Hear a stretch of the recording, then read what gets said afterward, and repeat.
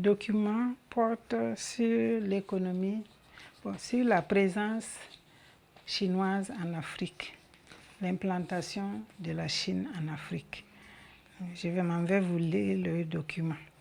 À mesure que la Chine développe son initiative de la ceinture et de la route, Belt and Road Initiative, ou BRI, le continent africain se trouve au cœur de ses intérêts. C'est à travers des prêts avantageux, des investissements importants pour l'Afrique que la Chine a élargi sa présence sur le continent. La Chine ne pose a priori pas de conditions sur des questions liées à la politique interne, la gouvernance locale ou encore à la stabilité macroéconomique du pays récipiendaire. D'ailleurs, elle investit parfois dans les pays risqués où d'autres puissances n'osent pas le faire. Les prêts sans conditions qu'elle propose sont donc une aubaine pour les pays africains qui avaient pour habitude de solliciter des prêts auprès des marchés financiers internationaux avec des conditions très strictes. Pour la Chine, les bénéfices à long terme liés à la coopération entre la Chine et l'Afrique sont bien plus importants que des bénéfices de court et moyen terme.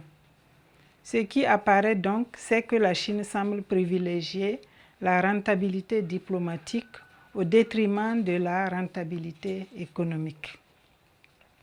Cette approche constitue le pilier de la diplomatie économique chinoise sur le continent. Si le modèle chinois a des avantages, il comporte tout de même des limites qu'il convient de préciser.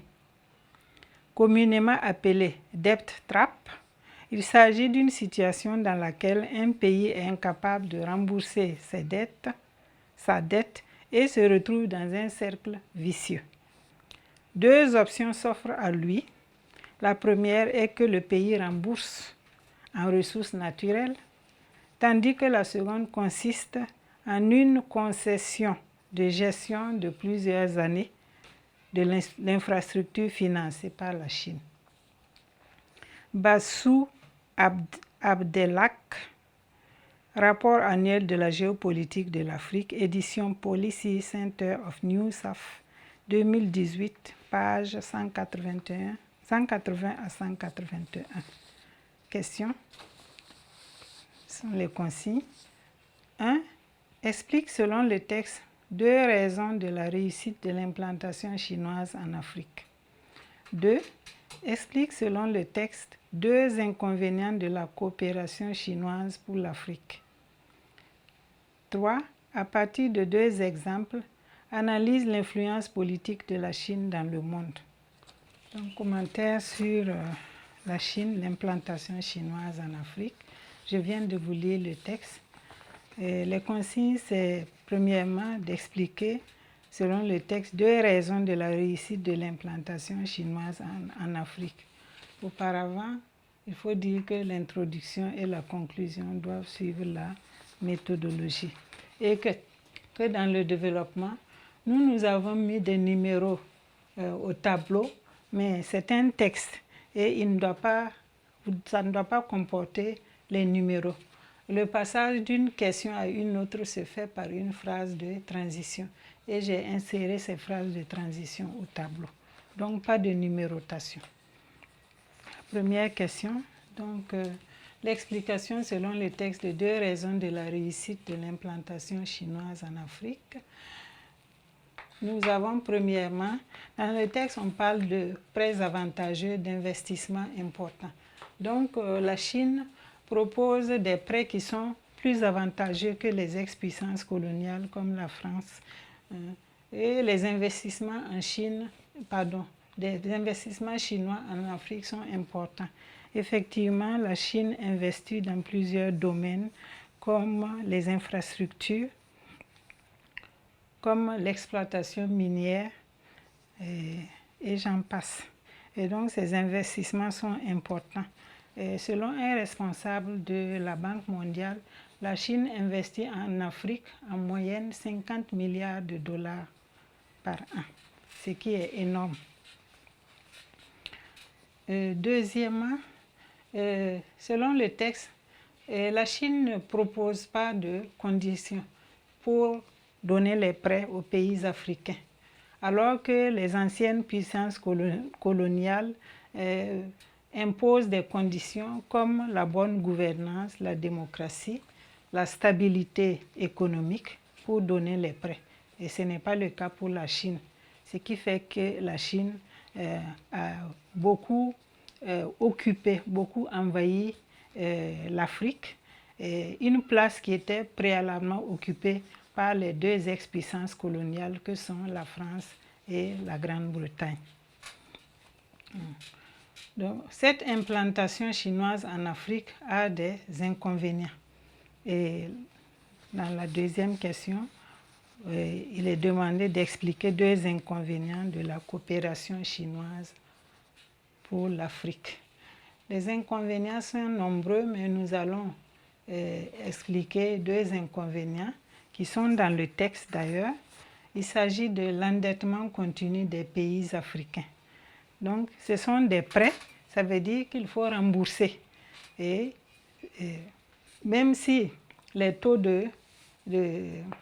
d'intérêt sont moindres, il faut les rembourser, ce qui fait que les pays africains sont continuellement endettés. Le deuxième inconvénient, c'est que les pays africains, comme ils n'ont pas de liquidité pour rembourser, la Chine propose deux modalités de remboursement. Soit on leur livre des ressources naturelles, et là on voit que effectivement la Chine, pour son développement économique, demande aux pays africains de lui livrer du pétrole et des minerais.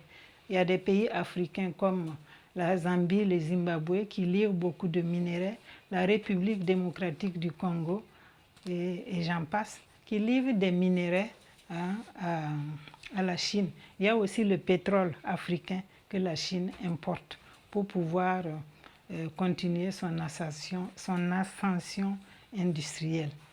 Et la deuxième modalité de remboursement, c'est de donner la cession de la gestion de l'infrastructure construite par la Chine jusqu'à ce que la Chine puisse récupérer ce qu'elle a investi.